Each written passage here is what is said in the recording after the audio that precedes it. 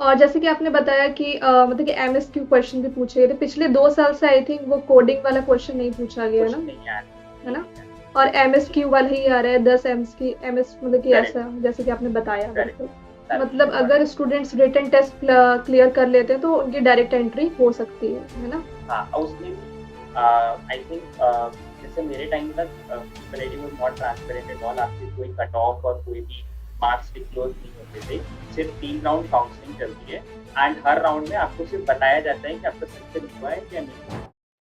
Welcome learners to Unacademy Computer Science YouTube channel. So today we have Pradyuman Shukla जिन्होंने triple IT Hyderabad से मतलब कि MTech computer science कर रहे हैं। तो बिल्कुल हम इनकी जर्नी ज़रूर सुनना चाहेंगे ताकि जो एस्पिरेंट्स है जो triple IT Hyderabad PGE exam देने वाले हैं 4 मई को, उनको काफ़ी हेल्प मिले।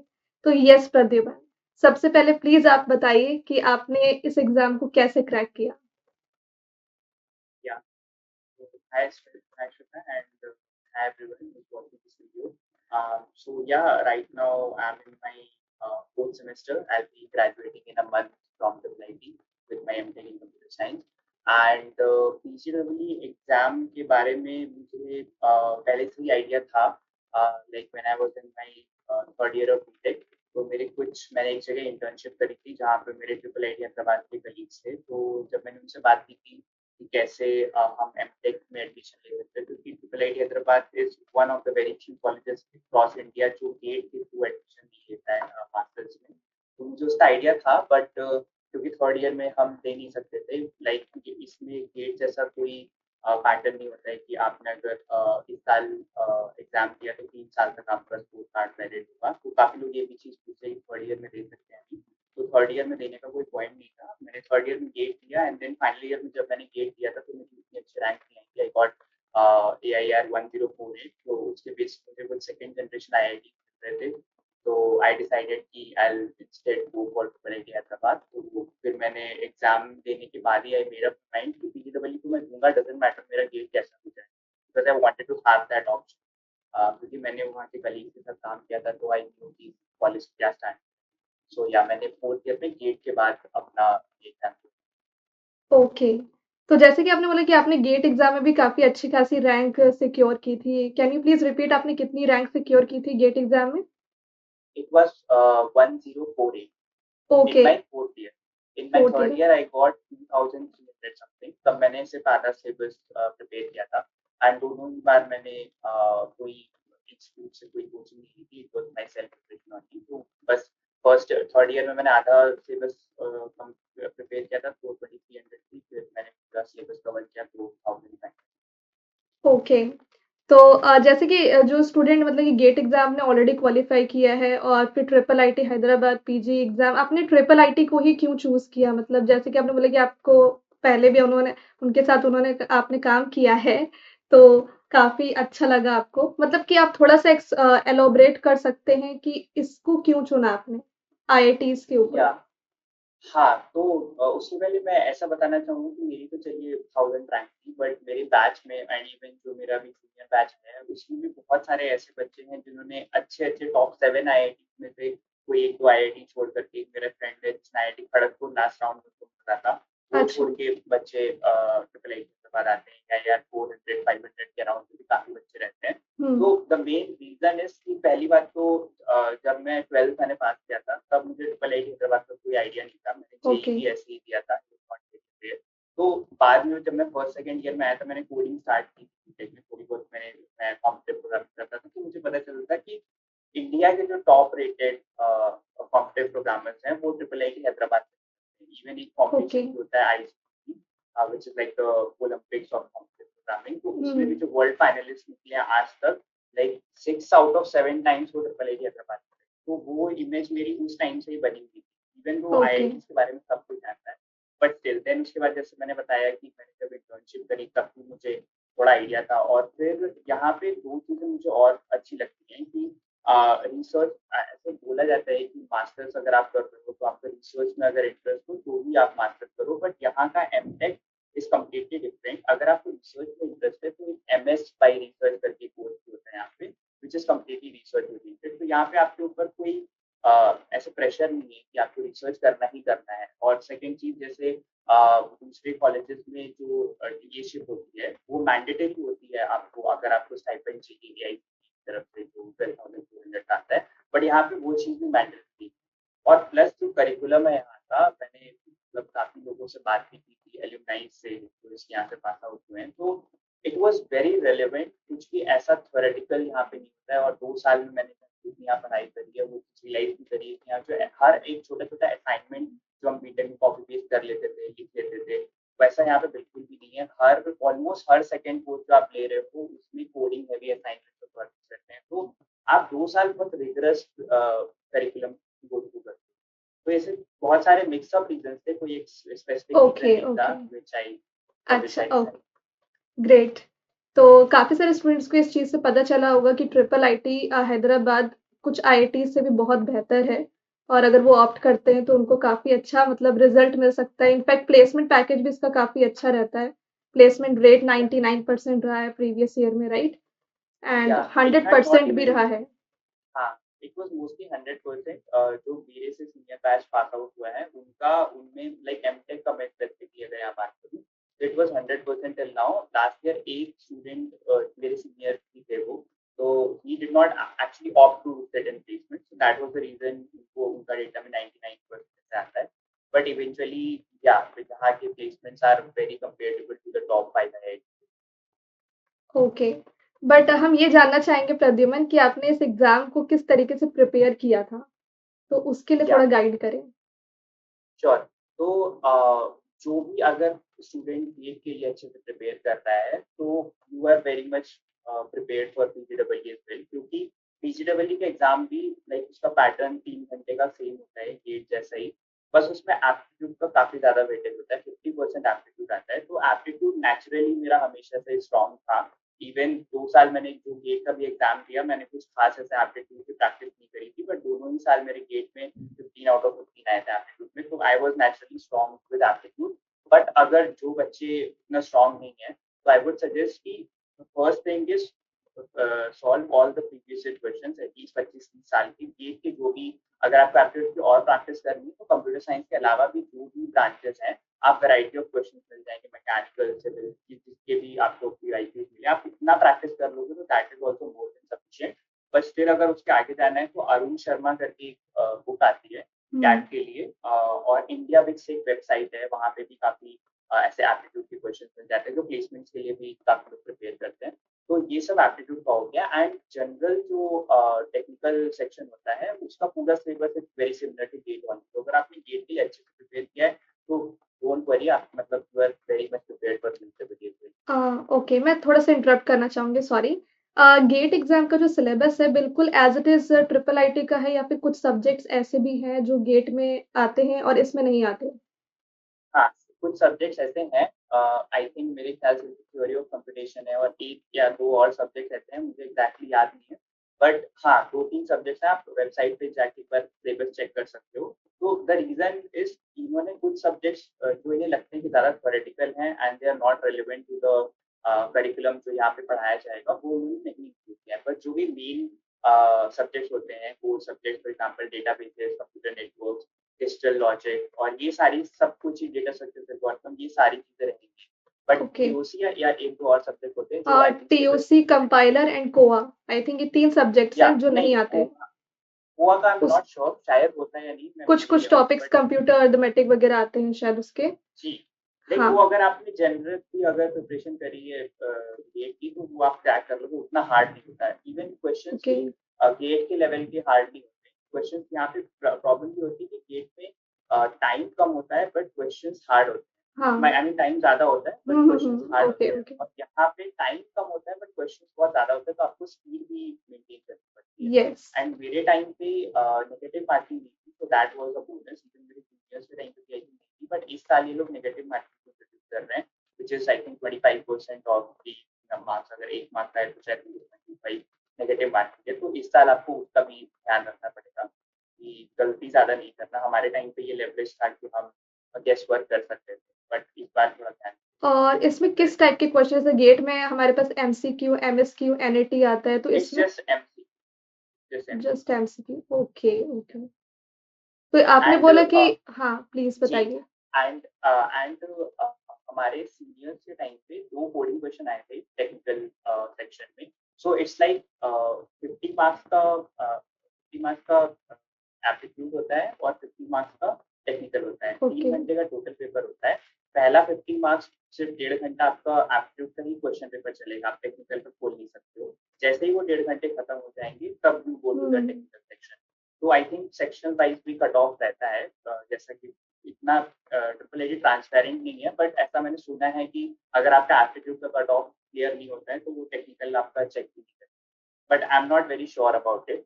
तो ऐसा मत सोचिएगा कि मेरा एप्टीट्यूड बहुत ही ज़्यादा बेकार गया है और टेक्निकल अच्छा हुआ है तो सिलेक्शन हो जाएगा। एप्टीट्यूड में यहाँ पे ठीक-ठाक वेटेज रहता है।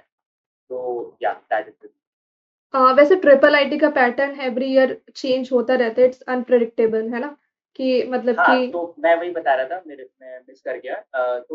जैसे हमारे सीनियर्स के टाइम पे 2 कोडिंग आए थे and I think 40 questions technical थे।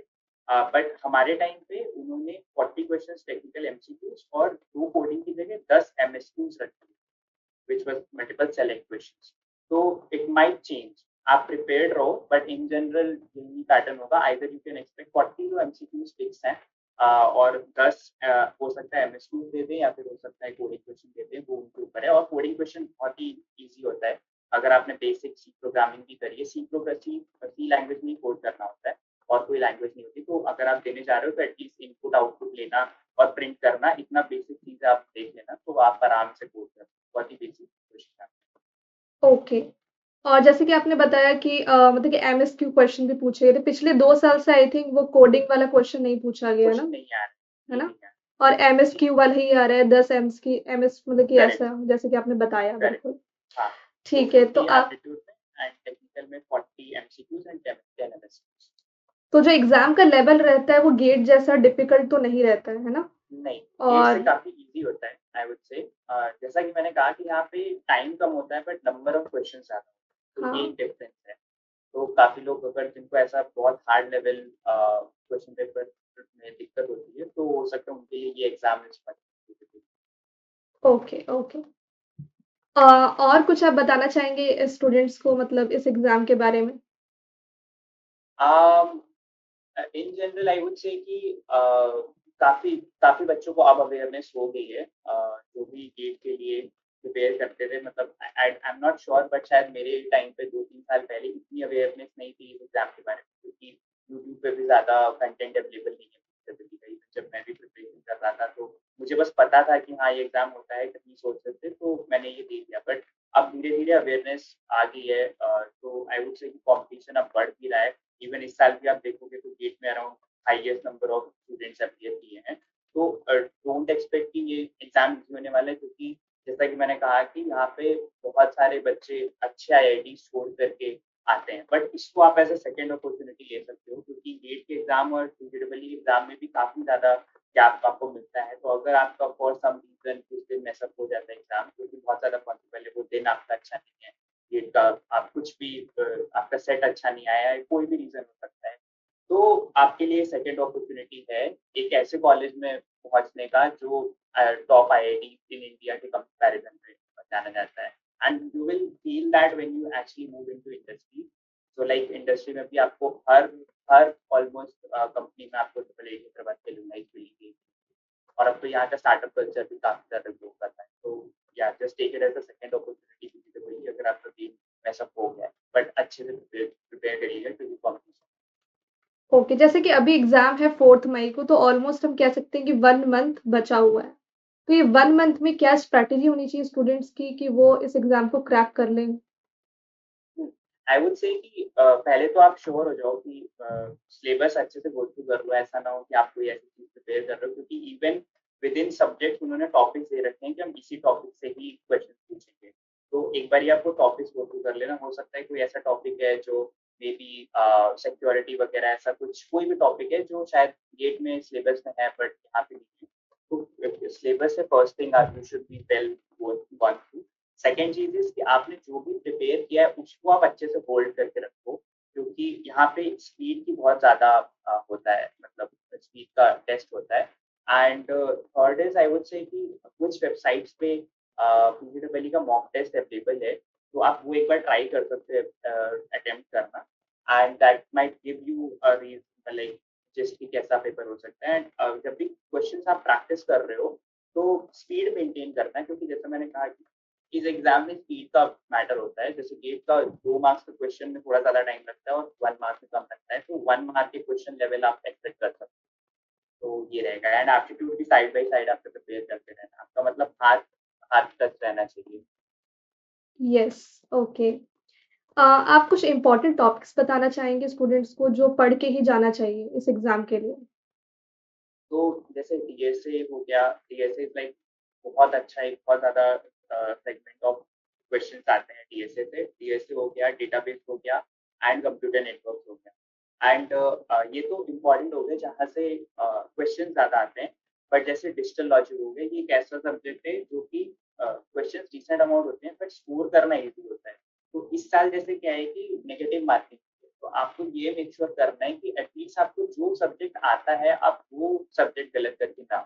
तो जो भी आपने गेट में हो सकता है 1-2 सब्जेक्ट अगर नहीं प्रिपेयर किए होंगे, तो आप उनको भी इस बार इस टाइम पीरियड में कवर करने की कोशिश करो।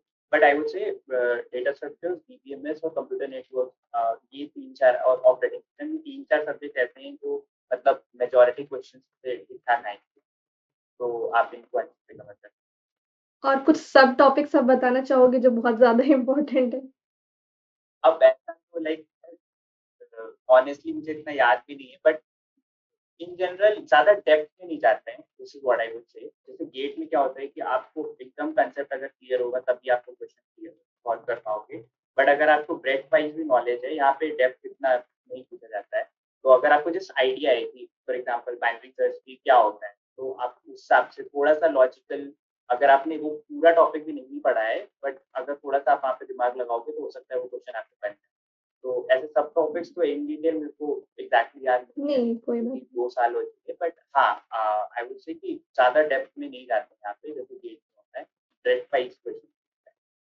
और जैसे गेट के previous year questions last 20 years के अगर सॉल्व करने तो काफ़ी रहेगा हाँ, इसके लिए। It's more than sufficient I, okay, मतलब 20-25 साल की आपको बहुत ज़्यादा प्रैक्टिस हो जाएगी, एंड गेट के भी जो 1 मार्क के क्वेश्चन होते हैं, उस लेवल के क्वेश्चन आप एक्सपेक्ट करो, क्योंकि उसमें ओके। टाइम थोड़ा कम लगता है। हाँ।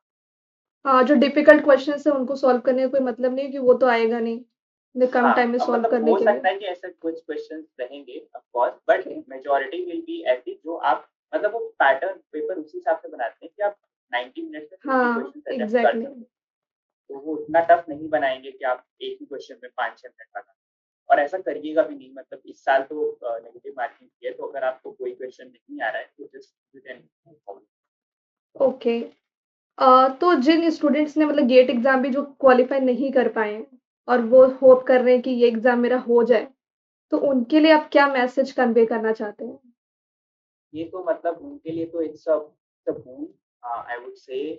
मेरे जूनियर्स में भी और मेरे बैच में भी ऐसे बहुत सारे से बच्चे हैं जो जिनकी बिल्कुल आई थिंक एक बहुत ही आउटलायर एग्जांपल था। एक मेरे सीनियर्स भी थे, एक भैया, उन्होंने गेट एग्जाम दिया भी नहीं, एंड उनकी गेट रैंक नहीं थी, बट उन्होंने पीछे क्रैक कर दिया। तो इट्स लाइक आपके लिए बहुत अच्छी अपॉर्चुनिटी है इन टर्म्स ऑफ एकेडमिक्स। आप बिल्कुल भी होप ऐसे मत खो देना कि अब सब कुछ खत्म हो गया है, क्योंकि आपने जो भी प्रिपरेशन करी है गेट के लिए वो कहीं नहीं जाने वाली है आपके दिमाग से, वो आपसे कोई छीन नहीं सकता। तो हो सकता है कि गेट का एग्जाम खराब हो गया हो, बट इट डजंट मीन कि आपके लिए अपॉर्चुनिटीज खत्म हो गई है। Triple IT Hyderabad is of course one of the option, but it's like one of the best that's out there. तो डोंट लूज होप, और इस एग्जाम को अगर आप अच्छे से दोगे तो like there are very good chances कि आपका आगे का career like you can set it. I would say कि 2 साल जो मैंने यहाँ पे बिताए हैं, तो उसके बाद मेरा यही सजेशन है कि don't lose hope and just keep preparing. 1.5 महीने की बात है, क्या पता you might like get the result जो आपने एक्सपेक्ट भी नहीं किया। तो इस एग्ज़ाम में सिर्फ़ रिटन टेस्ट होता है, इंटरव्यू उसके बाद नहीं होता है, राइट? नहीं, एमटेक सो जैसे मैंने कहा था कि एक ब्रांच है एमटेक और एक है एमएस। तो हुँ, एमएस के लिए आई थिंक टेक्निकल सेक्शन नहीं होता है, वो फर्स्ट एप्टीट्यूड सेक्शन के बाद ही उनके पेपर में चले जाते हैं। तो उनके लिए इंटरव्यूज होते हैं। So if you are interested in research तो एमएस के लिए और पीएचडी के लिए इंटरव्यूज होते हैं, बट एमटेक के लिए पहले होते थे इंटरव्यू, बट इस साल भी इंटरव्यूज नहीं रखते थे as per the latest detail that is given on the website. मेरे सीनियर्स के नहीं हुए थे और मेरे जूनियर बैच के। तो इस साल मतलब मुझे अगर स्टूडेंट्स रिटन टेस्ट क्लियर कर लेते हैं तो उनकी डायरेक्ट एंट्री हो सकती है ना? हाँ, और उसमें भी आई थिंक जैसे मेरे टाइम तक triple IT was not transparent at all. आपके कोई कट ऑफ और कोई भी मार्क्स डिक्लोज नहीं होते थे। सिर्फ 3 राउंड काउंसलिंग चलती है एंड हर राउंड में आपको सिर्फ बताया जाता है कि आपका सिलेक्शन हुआ है या नहीं हुआ है। ये हमारे टाइम पर था, बट हमारे जूनियर्स के टाइम पे कट ऑफ भी उन्होंने डिक्लेयर किया था। I think it was somewhere around 61 62, but उसमें भी प्रेफरेंस ऑर्डर था। तो एक हमारे यहाँ एमटेक इन कंप्यूटर साइंस होता है और एक होता है MTech in computer science and information security. तो सिलेबस इज ऑलमोस्ट सेम, 2 साल प्लेसमेंट वगैरह सब कुछ सेम होता है। बस सीएस आईएस जो दूसरी ब्रांच है उनके कुछ सब्जेक्ट्स फिक्स होते हैं जो हमारे लिए इलेक्टिव होते हैं, कोई और भी सब्जेक्ट ले सकते हैं। तो उसमें भी ऑर्डर प्रेफरेंस आपसे पूछा जाता है एडमिशन के टाइम पे कि आपको कौन सा कोर्स हुँ। ज्यादा प्रिफर्ड है। तो वहाँ पे भी ऐसा हो सकता है कि सीएस आईएस में थोड़ी कम सीट अलॉटेड है, तो वो भी हो सकता है। और एक और ब्रांच खुली है अभी recently, MTech in product design and management. तो वो it's like technical managerial kind of structure. तो ओके। ये तीनों चीजों में ऐसा डिपेंड करता है। फॉर एग्जाम्पल एक मेरी जान पहचान की थी लड़की जो जिसने पीडीएम अपर प्रेफरेंस पे डाल दिया था और सीएसई नीचे प्रेफरेंस में था, बट उसके मार्क्स उतने ही आए थे जितना सीएसआईएस वाले के लास्ट कट ऑफ पे था। बट क्योंकि उसने पीडीएम हायर प्रेफरेंस पे डाला था इसलिए उसको सीएसआईएस मिला, उसको पीडीएम। सो ये ओके। चीज भी मैटर करती है। हाँ, ओके, ओके। ठीक 3 है। राउंड काउंसलिंग होगी। अच्छा, अच्छा। एक और चीज़ मैं आपसे पूछना चाहूँगी जैसे कि इसकी फ़ीस बहुत ज़्यादा है ना? या तो इस बार almost I think 8 lakh 8 lakh हो गई है 2 साल की। अच्छा 2 साल की? 8 लाख हो गई। हाँ। तो जो स्टूडेंट्स मतलब जो फाइनेंशियली नहीं अफ़ोर्ड कर सकते हैं, तो फिर वो इसके लिए मतलब कि इसका इसका कुछ अलग से बेनिफिट भी होता है आई थिंक जो ट्रिपल आईटी प्रोवाइड करता है। जी, तो हमारे यहाँ पे 2 ऑप्शंस हैं। First is loan. तो यहाँ कैंपस में ही स्टेट बैंक ऑफ इंडिया है, तो वो आपका पूरा सीमलेस प्रोसेस रहता है। मेरे भी बैच में अराउंड 25-30% बच्चों ने लोन लिया है, उससे ज़्यादा ही लोगों ने लिया है क्योंकि प्रोसेस बहुत ही स्मूथ है। आपको कोई मतलब ज़्यादा ऐसे बैंक के चक्कर नहीं काटने पड़ेंगे, और क्योंकि they know the return of investment from the institute, तो कोई भी बैंक आपको लोन देने में इतना झिझकेगा नहीं। तो फर्स्ट सेमेस्टर में आपको फीस खुद से अरेंज करनी पड़ती है, जो कि admission fees plus hostel fees वगैरह, which I think somewhere around it will be 2 lakh. तो वो आपको खुद से अरेंज करनी होगी। उसके बाद सेकंड सेमेस्टर से आपका हर सेमेस्टर जैसे ही आपका रिलीज होगा कि इतना फीस है, वो बैंक खुद से ही सैंक्शन कर देगा। तो इट्स कम्प्लीटली सीमलेस प्रोसेस अगर आप लोन लेने के उसमें हो। सेकेंड एक और रास्ता होता है विच इज जिसमें क्या होता है कि कुछ एल्यूमनाइज हैं who will pay your fee, and जब इट इज एक्सपेक्टेड कि जब आप पास आउट हो जाओगे तो यू साइन द कैंडिडेट कि हाँ आप भी किसी जूनियर की फ्यूचर में फीस भरोगे। तो आई एम नॉट श्योर कि अभी मेरे बैच में किसी ने वो चीज दी है या नहीं, बट ये option available. And thirdly I would say कि मैंने जैसे इस साल एक रिलायंस स्कॉलरशिप होती है जो कि which was introduced in our batch. तो उससे you can claim up to 6 lakhs of academic मतलब रीइंबर्समेंट। तो वो मुझे मिली थी, तो that help me a lot in carrying out the expenses financially. 3 lakhs for first year, 3 lakhs for second year. तो अगर आपको वो मिल गया तो if you can crack it, मेरे बैच में से 3 लोग क्रैक कर पाए थे, मैं और 2 और लड़के। तो वो एक चीज ऑप्शन है, मतलब ऐसे ऑप्शन है अगर आप रिस्क लेना चाहते हो, आप ऐसा आप श्योर हो कि हाँ आप यहाँ पे आके मेहनत करके crack course placement, then don't worry, it's return of investment बहुत अच्छा है। Great, great. आपने बहुत अच्छे से इन्फॉर्मेशन दी है हमें। और एक लास्ट क्वेश्चन मैं पूछना चाहूँगी कि जैसे कि आपने बताया कि एग्ज़ाम का क्या पैटर्न है, फिर इसमें स्पीड बहुत इम्पोर्टेंट है, एक्यूरेसी बहुत इम्पोर्टेंट है, फिर रिसोर्सेज़ क्या-क्या फ़ॉलो करने चाहिए। तो एप्टीट्यूड जिसका जैसे आपका एप्टीट्यूड तो बहुत अच्छा था, आपने बताया भी कि आपने गेट एग्ज़ाम में 15 में से 15 मार्क्स सिक्योर किए थे। बट जिन स्टूडेंट्स का एप्टीट्यूड बहुत वीक है, उनको मतलब क्या करना चाहिए कि उनका एप्टीट्यूड अच्छा हो जाए? हाँ, तो उनके लिए जैसा मैंने पहले भी बताया था कि आप एटलीस्ट गेट के तो सारे पीवाईक्यू सॉल्व कर लीजिए, कंप्यूटर साइंस पेपर के तो कर ही लीजिए, बट आपको अगर और ब्रेथ कवर करनी है तो आप बाकी ब्रांचेस के भी एप्टीट्यूड के क्वेश्चंस प्रैक्टिस कर सकते हैं। सेकंड मैंने बताया था अरुण शर्मा की कैट की बुक आती है, उसमें लेवल 1 तक के क्वेश्चन आप प्रैक्टिस कर लीजिए। एंड थर्ड इज इंडिया बिक्स एक वेबसाइट है, एंड ऐसी और भी मल्टीपल वेबसाइट्स है, बट इंडिया बिक्स अभी मुझे याद है, जिसमें मेजोरिटी आप प्लेसमेंट्स वगैरह के लिए भी उसमें क्वेश्चंस आप अच्छे से प्रैक्टिस कर सकते हो। फिर लॉजिकल रीजनिंग हो गई, और फॉर एग्जांपल एक कॉम्प्रिहेंशन पैसेज आता है, एक पैसेज होगा उस पे डिपेंडेंट 5 क्वेश्चन होंगे। तो अगर आपका इंग्लिश इन जनरल अच्छी है तो आप वो पहले मतलब उनको मिस आउट मत करिएगा, क्योंकि इस साल नेगेटिव मार्किंग की है, तो उसमें अगर आपने एक पैसेज अच्छे से पढ़ लिया तो 5 क्वेश्चन लाइक ये एक ईजी सेक्शन है जहाँ पे मैं बता रहा हूँ कि आप ट्राई कर सकते हो। बाकी इसके अलावा मैथमेटिकल पजल्स वगैरह कर दिया तो क्या होगा, तो इस टाइप के क्वेश्चंस, वर्बल रीजनिंग वगैरह आप कवर कर सकते हो। जितने मैंने रिसोर्सेज बताए पीवाईक्यू, अरुण शर्मा की बुक और इंडिया बिक्स वेबसाइट, आप इतना भी कवर कर लोगे तो it is more than. Okay, thank you so much Pradyuman. आपने इतना टाइम निकाला और आप हमारे चैनल पे आए स्टूडेंट्स को गाइड करने के लिए।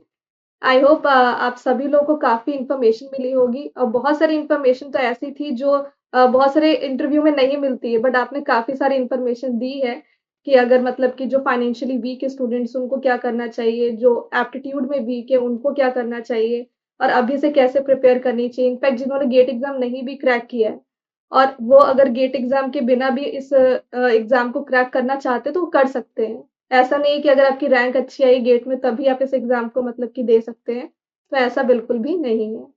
Thank you so much Pradyuman, और thank you for your time.